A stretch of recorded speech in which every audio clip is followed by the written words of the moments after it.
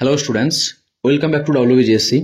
আজকে আমরা ক্লাস 9-এর রায় মার্টিন ইংলিশ কোশ্চেন ব্যাংকের 287 নম্বর পৃষ্ঠার চাকদা বাপুজি বিদ্যা মন্দিরের যে ইংরেজি প্রশ্নপত্রটা রয়েছে ওটা নিয়ে আলোচনা করব। এখানে তোমাদের বইয়ের যে প্যাসেজটা দেওয়া রয়েছে হিজ ফার্স্ট ফ্লাইট থেকে দেওয়া রয়েছে। তোমরা হিজ ফার্স্ট ফ্লাইট প্যাসেজটা ভালো করে পড়ে নেবে, তারপর প্রশ্নোত্তরগুলো দেখবে। প্রথম question, the seagull was young. সিগালটি তরুণ ছিল। His parent came to him 24 hours এগো। তার পিতামাতা তার কাছে এসেছিল 24 ঘন্টা আগে। পরের question, the one who was afraid to fly was the seagull. যে উঠতে ভয় পেয়েছিল সে ছিল সিগাল নিজে। Complete the following sentences with the information from the text থেকে ইনফরমেশন নিয়ে তোমাদের ড্যাশ পূরণ করতে হবে। He had seen his elder brother catch his first herring. সে দেখেছিল তার দাদাকে প্রথম হ্যারিং মাছ ধরছে। While his parents circled around proudly. যখন তার বাবা মা গর্বের সাথে তার চারপাশে ঘুরছিল। The day before he had watched his parents flying about his brother and sister. আগের দিন সে দেখেছিল তার বাবা মা এবং তার ভাই বোনেদের সঙ্গে উড়ে যাচ্ছে। অ্যান্সার দ্য ফলোয়িং কোয়েশ্চেন্স দেখো। Why was the seagull afraid when he ran forward to brink of the লেজ। সিগালটি যখন প্রান্তে এগিয়ে গেল তখন সে কেন ভয় পেল? অ্যান্সার দেখো, দ্য সিগাল ওয়াজ অ্যাফ্রেড। সিগালটা ভয় পেয়েছিল কারণ the vast sea was stretched out below and he thought his wing would not support him. যে সিগালটা ভয় পেয়েছিল কি, যে সে ভেবেছিল তার পাখা ধারণ করতে, বা সেই পাখা বিশাল সমুদ্রের বিস্তৃত হয়েছিল এবং সে ভেবেছিল তার পাখা সেই পাখার সাহায্যে উঠতে পারবে না। এবার দেখো এখানে তোমাদের যে কবিতাটা আছে সেটা হচ্ছে তোমাদের mild the mist upon the hill থেকে দিয়েছে। তোমরা কবিতার আগে ভালো করে পড়ে নেবে, তারপর প্রশ্ন উত্তরগুলো দেখবে। দেখো প্রথম কোয়েশ্চেন কি দিয়েছে, নিথ মিন্স মানে হচ্ছে বিনিথ, নিচে। তারপরে দেখো, the day has wiped as much as it could. ঠিক আছে, যে যতটা সম্ভব কাঁদতে পারে সে কেঁদে নিয়েছে দিনটা। Answer the following question. সেখানে দেখো প্রথম কোয়েশ্চেন কি দিয়েছে, why does the mist predict no storm the next day. মেঘ কেমন করে জানায় সে আগামীকাল ঝড় হবে না? Because the day has already expressed it sorrow by weeping silently, so no storm is expected tomorrow. Okay, তারপরের কোয়েশ্চেন দেখো, where was the mist spread. মিস্টটা কোথায় বা কুয়াশাটা কোথায় ছড়িয়েছিল? দ্য মিস্ট স্প্রেড মিডলি আপন দ্য হিল। কুয়াশাটাই হালকাভাবে পাহাড়ের উপর ছড়িয়েছিল। রিডিং দ্য কম্প্রিহেনশন আনসিন প্যাসেজটা দেখো, এখানে সেলুলার জেল সম্বন্ধে তোমাদের দিয়েছে। তোমরা লাইন বাই লাইন মিনিংটা আগে ভালো করে দেখবে, তারপর প্রশ্ন উত্তর করতে যাবে। এটা প্রচুর ভাইটাল, খুবই গুরুত্বপূর্ণ। ঠিক আছে, দেখো, দ্য সেলুলার জেলটা লোকেটেড অবস্থিত হয়ে আছে অন দ্য আন্দামান নিকোবর আইসল্যান্ডে। Stand as a painful reminder to India's eventful past. দাঁড়িয়ে রয়েছে ভারতের ঘটনাবহুল অতীত এবং কি কষ্টদায়ক বা বেদনাদায়ক স্মৃতিচিহ্ন হিসেবে। ঠিক আছে, আনশেকেবল স্ট্রাগল ফর ইন্ডিপেন্ডেন্স। এটা কি, যেটা কি আনশেকেবল মানে কি, যেটা নড়ানো যায় না। ঠিক আছে, স্ট্রাগল মানে কি, স্ট্রাগল মানে হচ্ছে কি সংগ্রাম করেছিল কিসের জন্য? স্বাধীনতার জন্য। ঠিক আছে, তার একটা উদাহরণ হিসেবে দাঁড়িয়ে রয়েছে। It was build by the British.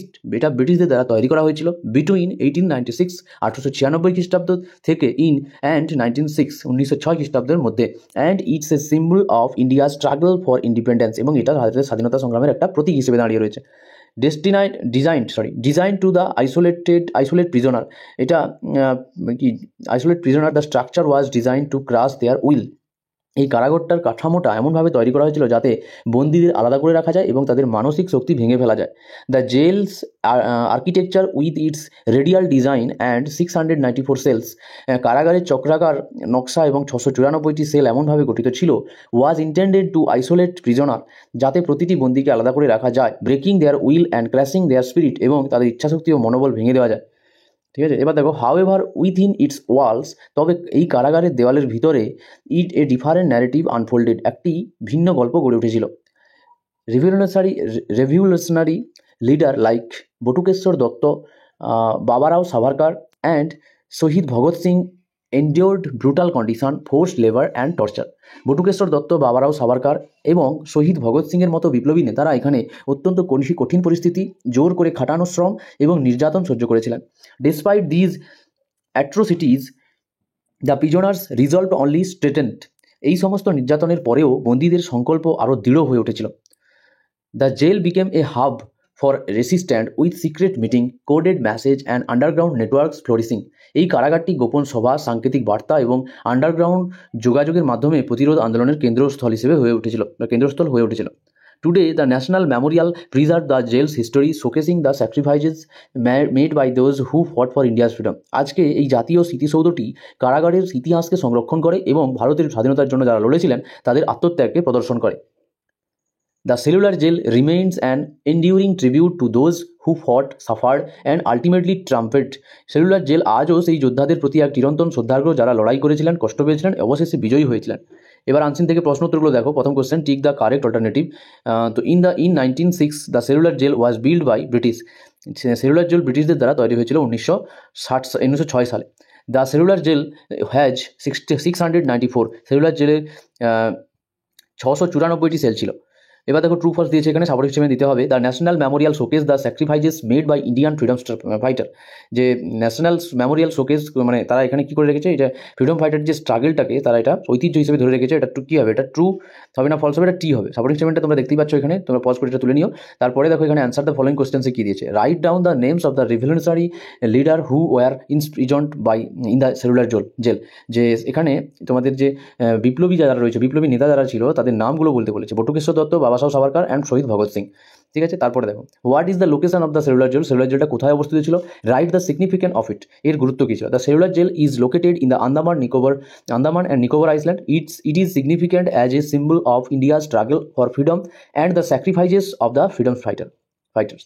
ঠিক আছে, তারপরে দেখো এখানে গ্রামার ভোকাবুলারি কী দিয়েছে তোমাদের এখানে দিয়েছে। তো করমণ্ডল এক্সপ্রেসের যে ঘটনা তোমরা সবাই শুনে থাকবে, Coromandel express train accident took place dash Baleshwar district in Odisha. ঠিক আছে, ড্যাশের জায়গায় এখানে হবে in Baleshwar district in Odisha. It may have been dash result of human error. ঠিক আছে, এটা দা রেজাল্ট হবে, it may have been the human error since the train took wrong track minutes before the tragedy according to the initial report from the signalling control room dash the railway. কী হবে, of the railway হবে এখানে। ঠিক আছে, তারপরে দেখো এখানে মানটা তোমরা দেখতে পারো। আর তারপরে দেখো এখানে ডুয়েল ডিরেক্টে কী বলেছে। This is a very lovely picture change into extremely explanatory sentence. তো এখানে হবে what a very lovely picture is this. তোমরা what a lovely picture is this লিখতে পারো। তারপরে দেখো the sum is so difficult that I can not solve it. তো এখানে টার্ন ইন্টু সিম্পল সেন্টেন্সে করতে বলেছে। The sum is too difficult for me to solve. তারপরে দেখো ইসান কুড নট বাট লাভ। তো অমিত বাট করতে বলেছে, ইসান কুড নট হেল্প লাফিং। তারপরে দেখো এখানে read sincerely you will do well in the examination. তো জয়েন ইউজিং অ্যাডভার্বিয়াল ক্লজ করতে বলেছে। তো ইফ ইউ রিড সিনসিয়ারলি, যদি তুমি ভালো করে পড়াশোনা করো, you will do in the examination, ও do well in the examination, এটা হবে তোমাদের অ্যাডভার্বিয়াল ক্লজ, ইফটা এখানে। ঠিক আছে, এবারে দেখো ফ্রেজাল ভার্ব তোমাদের ম্যাচ করতে বলেছে। সেট আপ থেকে এস্টাবলিশড, গঠন করা বা তৈরি করা, উত্থান করানো। ঠিক আছে, ব্রিঙ্গিং, ইন্ট্রোডিউস। ব্রিঙ্গিং মানে কি, সাক্ষাৎ করার বা প্রথম সাক্ষাৎ করা। ঠিক আছে, তারপরে এখানে তোমাদের মিনিং খুঁজতে দিয়েছে। টর্মেন্ট থেকে টর্চার, এখানে অত্যাচার হবে মিনিংটা, বাংলা মানেটা। সেপারেট থেকে কী হবে, আলাদা করে রাখা, আইসোলেট করা ছিল ওখানে। আচ্ছা, রাইটিং দেখো এখানে রাইটিংটা তোমাদের 100 ওয়ার্ডের মধ্যে একটা চিঠি লিখতে হবে। Write a letter 100 word to the editor of the newspaper about problem of unemployment. ঠিক আছে, যে আনএমপ্লয়মেন্ট মানে কি, যারা চাকরি বাকরি পায় না যারা। ঠিক আছে, তো সেটা সম্বন্ধে জানিয়ে একটা চিঠি, কাজ বাজ যারা পায়নি তার সম্বন্ধে জানিয়ে একটা নিউজ পেপারকে তোমাদের চিঠি লিখতে হবে। আমরা লিখে দিয়েছি, তোমরা পজ করে তুলে নিও। আচ্ছা, তারপরে এখানে দেখো রাইটের রিপোর্ট একটা লিখতে হবে কি, English daily using given points. তো পয়েন্ট এখানে দেওয়া আছে। তো কীভাবে প্রত্যেকদিন আমরা ইংরেজি ব্যবহার করি সেটার সম্বন্ধে একটা তোমাদের লিখতে হবে। আমি এখানে প্লেলিস্টটা দিয়ে রাখছি, সেই প্লেলিস্টটা থেকে তোমরা আগের ভিডিওগুলো যারা দেখোনি এবং পরের ভিডিওগুলো দেখতে পারো। দেখা হচ্ছে পরের ভিডিওতে। Thank you.